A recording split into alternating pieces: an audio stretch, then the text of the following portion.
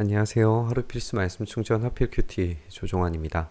오늘 함께 나눌 하나님 말씀은 마태복음 12장 22절에서 30절까지 말씀입니다. 그때 사람들이 귀신 들려서 눈이 멀고 말을 못하는 사람 하나를 예수님께 데리고 옵니다. 우리가 귀신 들리고 눈 멀고 말을 못하는 사람, 이 사람이 이제 9장에서 등장했던 내용들을 우리가 함께 좀 연결해서 생각해 볼 필요가 있을 것 같아요. 그때도 들어도 듣지 못하고 보아도 보지 못하는 사람들이 이스라엘의 영적 상태를 고발하는 기적 사건이다라고 정리를 했었는데, 여기서도 이제 동일한 이야기를 우리에게 들려주고 있습니다. 듣지 못하는 자, 그리고 귀신과 연결되어져 있다는 점, 이런 것들이 이제 이스라엘의 상태를 보여주는 것이고, 그들 스스로를 우상 숭배자가 되는 것이다 라고 그렇게 지적을 했었어요. 그것을 한번 기억해 보시면서 오늘 본문을 다시 한번 생각을 해 보시죠. 그러면 우리가 손 마른 자와 그리고 그 중간에 등장하는 내용이었던 어제 본문을 떠올려 보시면 하나님의 종에 대한 이야기가 있었고, 그리고 오늘 이제 보지 못하고 듣지 못하는 이런 사람이 등장하는 것을 보게 됩니다. 그래서 이 하나님의 종의 이야기를 듣지 못하는 자들에 대한 이야기로 이제 연결되고, 이들의 상태가 지금 손이 마르고 보지도 못하고 듣지도 못하는 어떤 상태라는 것을 보여주는 이미지들을 우리가 가지고 있는 것을 확인을 해볼 수가 있습니다. 예수님께서 그를 고쳐주시니 그가 말을 하고 보게 됩니다. 그래서 무리가 모두 놀라서 말합니다. 이 사람이 다윗의 자손이 아닌가. 다윗의 자손, 이 솔로몬이라고 하는 이 인물이 가지는 이미지가 하나 있어요. 그것은 이제 치유의 기적입니다.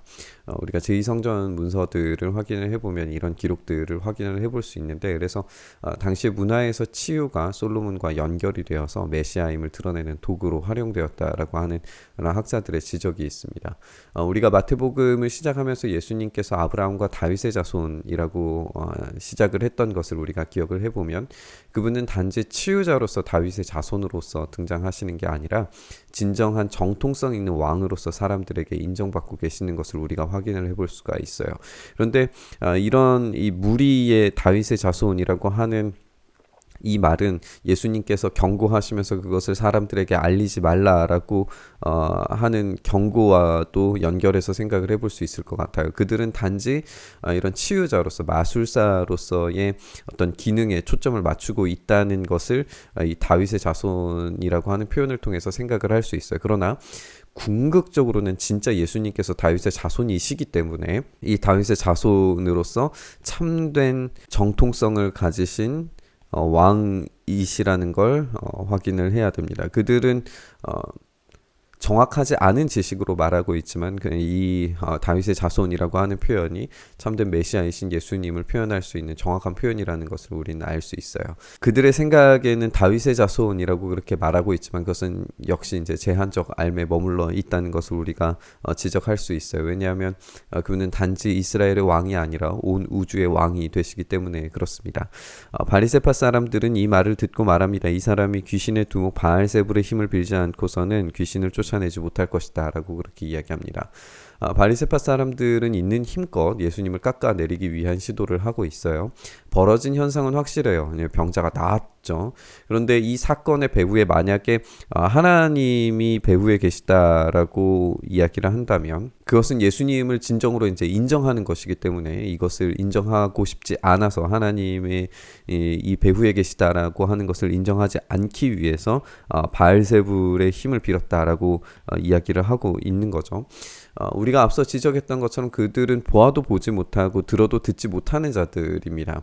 그들은 열심으로 하나님을 섬긴다고 했지만 그들은 자기 의를 숭배하는 우상 숭배자들일 뿐이라는 것을 스스로 증명하고 있는 거죠. 정말 하나님께서 원하시는 사랑과 정의에는 관심이 없습니다. 그러니 그들이 예수님을 향해서 바알세불이라고 말하는 그 순간 그들은 들어도 듣지 못하고 보아도 보지 못하는 상태임을 스스로 적발하게 되는 것이고, 궁극적으로 자신 스스로가 우상 숭배자임을 알리고 있는 것입니다.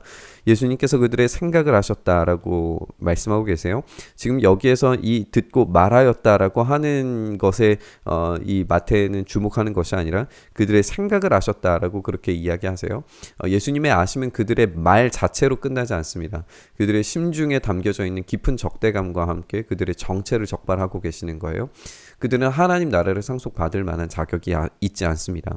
어느 나라든지 서로 갈라지면 망하고 어느 도시나 가정도 서로 갈라지면 버티지 못한다. 일반론적인 이야기이지만 이 내분과 분열이 로마에서도 굉장히 중요한 문제였어요. 그래서 내분을 두려워한 이 로마가 내분의 조짐이 있을 때마다 철권을 가지고 이제 진압을 서슴지 않는 모습들을 많이 보여줬는데, 이스라엘이 그런 강압적 통치에 의해서 여러 번 위기를 경험한 적도 있었어요. 그러니까 이 내분과 분열에 대한 어느 나라에 대한 이야기를 예수님께서 들으셨을 때에는 이스라엘이 직접적인 이제 자기 이야기로 들을 수 있는 그런 배경들을 제공을 하고 있습니다. 사탄이 사탄을 쫓아내면 스스로 갈라진 것이다. 그러면 그 나라가 어떻게 서 있겠느냐? 내가 바알세불의 힘을 빌어서 귀신을 쫓아낸다고 하면 너희의 아들들은 누구의 힘으로 귀신을 쫓아낸다는 말이냐? 그러므로 그들이야말로 너희의 재판관이 될 것이다. 바리새인들은 스스로 이제 자가당착에 빠진 거죠. 자기들의 어떤 행위의 정당성조차도 사탄의 행위라고 말하는 짓이 되어버린 겁니다. 그들은 지금 참된 해석과 판단이 불가능해진 상태예요. 그들이야말로 전혀 보지 못하고 듣지 못하는 상태라는 것을 이 스스로 재판관이 되어서 자기 스스로 그런 재판을 받아야 되는 상태입니다. 그러나 내가 하나님의 영을 힘입어서 귀신을 쫓아내는 것이면 하나님 나라는 이미 너희에게 왔다라고 그렇게 말씀하십니다. 예수님께서 눈 멀고 말 못하고 귀신 들린 자를 고치시는 이 일련의 사건들이 하나님 나라를 보여주신 거죠. 그럼에도 불구하고 이들은 여전히 귀신의 나라에 속해져 있다는 것을 우리가 이 본문에서 확인을 해보게 되는 겁니다.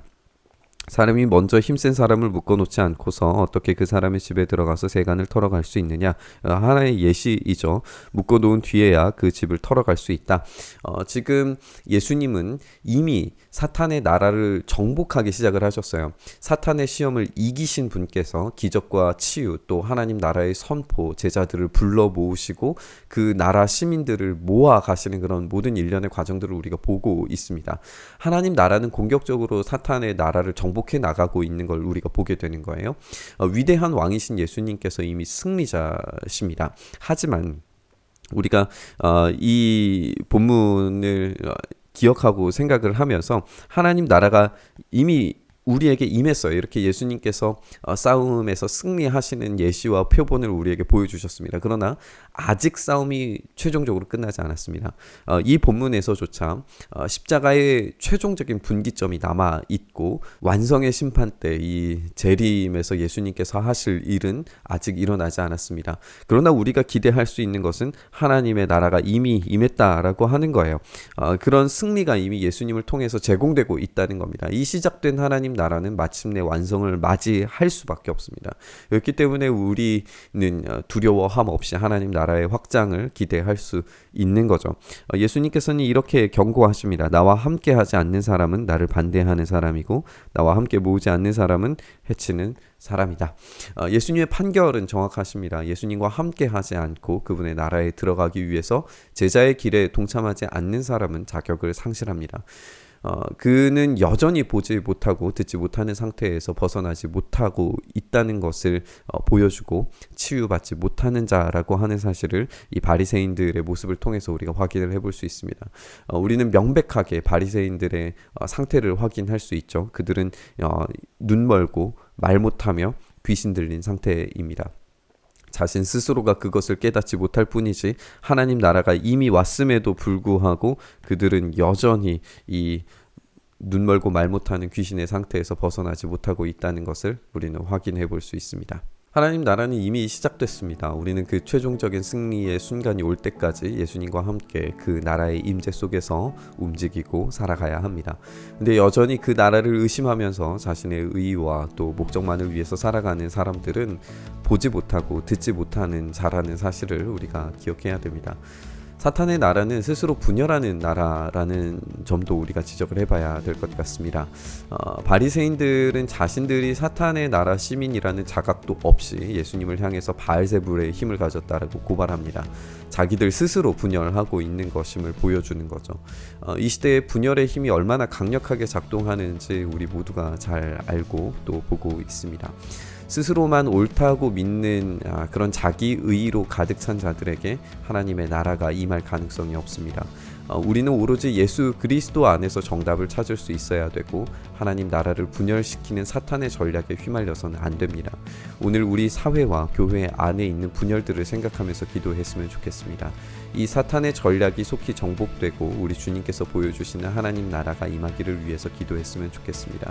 이렇게 우리 스스로가 눈이 멀고 말 못하는 귀신 들린 자가 아니라 참된 치유와 회복과 하나님을 경험하는 예수 그리스도로만 만족하고 그분의 통치로만 살아가는 우리의 삶이 되게 해달라고 간구하며 기도의 자리로 나아갔으면 좋겠습니다. 주님, 그렇게 주님의 나라가 이 땅 가운데 임하게 하여 주시옵소서. 우리 가운데 있는 모든 분열과 나뉘어짐과 싸움의 이야기들이 종식되게 하시고 그 사탄의 전략이 적발되고 그 전략들을 주님께서 멈추게 하시고 승리케 하셔서 우리 안에 다시금 하나님 나라 그 놀라운 사랑과 정의와 공의가 펼쳐지는 주님의 나라가 그 교회들이 이 땅 가운데 세워질 수 있도록 은혜 더하여 주시옵소서. 놀라우신 은혜 안에서 최종적으로 완성하실 하나님 나라가 속히 임하게 하여 주시기를 간절히 바라고 소망하며 우리 주님 예수님 이름으로 기도드리옵나이다. 아멘.